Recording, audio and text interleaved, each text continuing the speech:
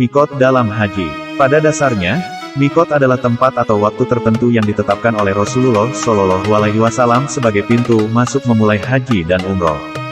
Amalan ini mengisyaratkan pentingnya ruang dan waktu dalam menjalankan aktivitas ibadah haji.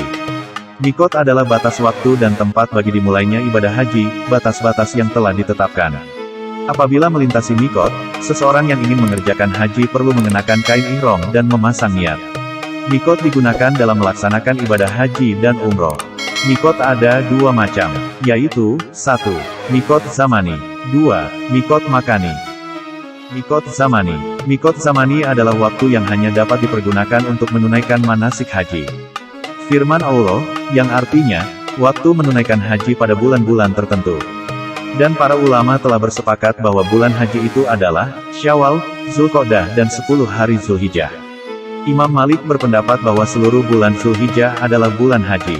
Dan ihram haji sebelum masuk bulannya sah, menurut jumhurul ulama, meskipun makruh.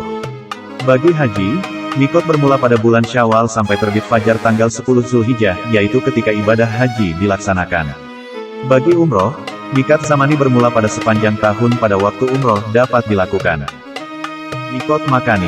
Mikot makani adalah tempat-tempat tertentu yang tidak diperbolehkan bagi orang yang hendak umroh maupun haji melewatinya tanpa ihram.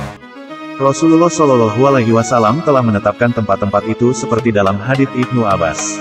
Bahwasannya Rasulullah telah menetapkan mikot penduduk Madinah adalah Zulhulaifah, penduduk Syam di Al-Juhfah, penduduk Najd di Karnul Manazil, dan penduduk Yaman di Yalamlam. Dan bersabda, itu bagi mereka, dan bagi setiap orang yang melewatinya meski bukan penduduknya, siapapun yang berniat haji dan umroh. Sedang orang yang tidak melewatinya maka mikotnya dari tempatnya berada, termasuk penduduk Makkah yang ihram dari Makkah. Hadis riwayat Al-Qomsah. Dari Ibnu Umar radhiyallahu anhu berkata, ketika dua Basrah yakni Kufah dan Basrah dikuasai Islam, penduduknya menemui Umar dan berkata, "Wahai Amirul Mukminin, sesungguhnya Rasulullah Shallallahu Alaihi Wasallam telah menetapkan Qorm untuk mikot penduduk Najd, tetapi itu mutar-mutar dari jalan kami alias jauh, dan jika kita harus melewatinya itu berat." Umar menjawab, "Lihatlah jalanmu yang sejajar dengannya." Kemudian Umar menetapkan untuk mereka satu irek. Hadis riwayat Al-Bukhari. Zulhulaifah adalah tempat dekat Madinah sekitar 10 km menuju Makkah. Berjarak sekitar 450 km dari Makkah. Terdapat sebuah sumur yang bernama Bir Ali. Al-Juhfah, jaraknya dengan Makkah sekitar 157 km, sudah hilang tanda-tandanya. Sehingga jamaah haji sekarang ini berihram dari Rabih yang jaraknya 204 km dari Makkah. Karnul Manazil adalah sebuah bukit di sebelah timur Makkah. Berjarak 94 km. Yalamlam adalah sebuah bukit di sebelah selatan Makkah. Berjarak 54 km dari Makkah. Dan jika seseorang yang berniat haji, tidak melewati batas-batas mikot ini, maka ia berihram dari arah mikot terdekatnya. Seperti yang pernah Umar radhiyallahu anhu lakukan untuk penduduk Irak dari satu Irq, yang searah dengan Karnul Manazil, berjarak 94 km dari Makkah sebelah tenggara.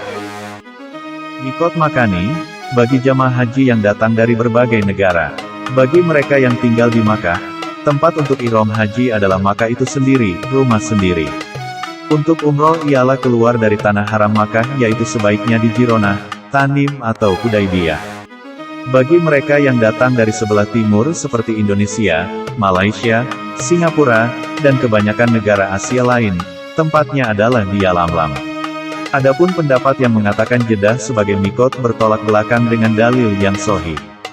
Bagi yang datang dari barat seperti Mesir, mikotnya di Juhfah.